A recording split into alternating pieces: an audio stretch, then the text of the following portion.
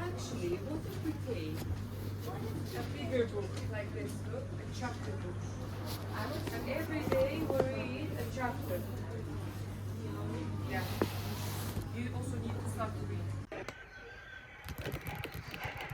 So The Inheritance Games by Jennifer Lynn Barnes is a series, and I've only read this first book, and initially I was really intrigued by the mystery, having like Avery get the inheritance from this random man that she doesn't know. I find it really cool, and obviously there's like a bunch of siblings involved, and there's a rivalry that goes on to try and figure out why Avery has the money, and there was also lots of like games and riddles to be solved, so it all seemed very interesting from the blurb. But sadly, when we got into it, I just wasn't really feeling the mystery enough, or could like not really connect with the characters. I just didn't think it was exciting enough, or maybe hard to imagine. I think it would be better if it was like made into a film or an actual series rather than just being standalone books.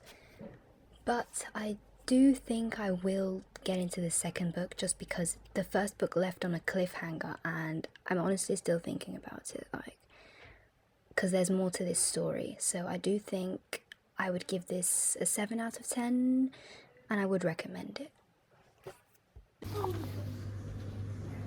What?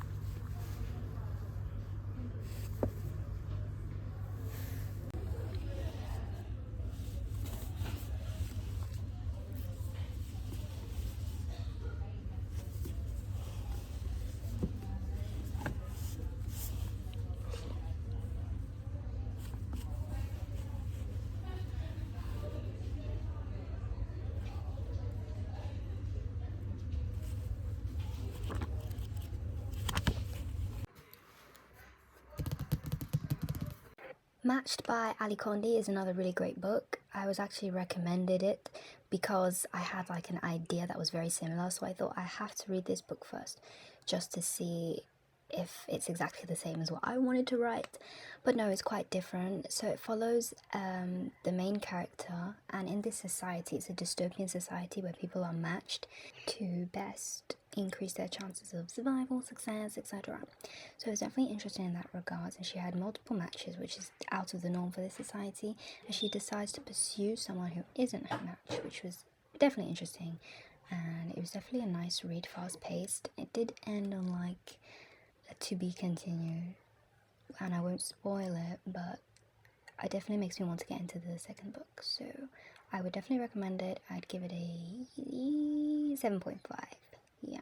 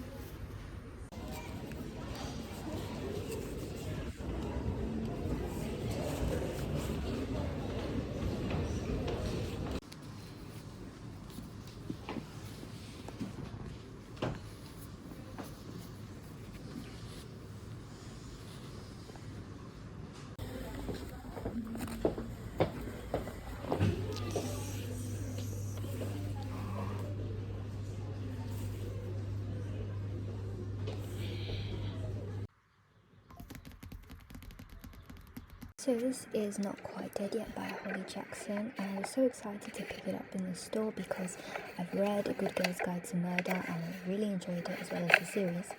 And so this book follows Kit, who has a limited number of days to live after being attacked, and she solves the murder herself. She tries to before she dies, and I really love the premise. I didn't really like the dialogue. There was way too many like swear words, and if you even look at the page, there was like no paragraphs. It was just really hard to get into.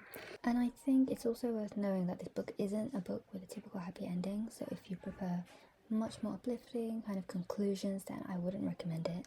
And honestly, the main character was just really unlikable, which you kind of need to like her to invest in her story and feel bad for her. But that just did not happen for me. So I would give this 2 stars. But you know, the whole murder mystery thing is very interesting, I suppose.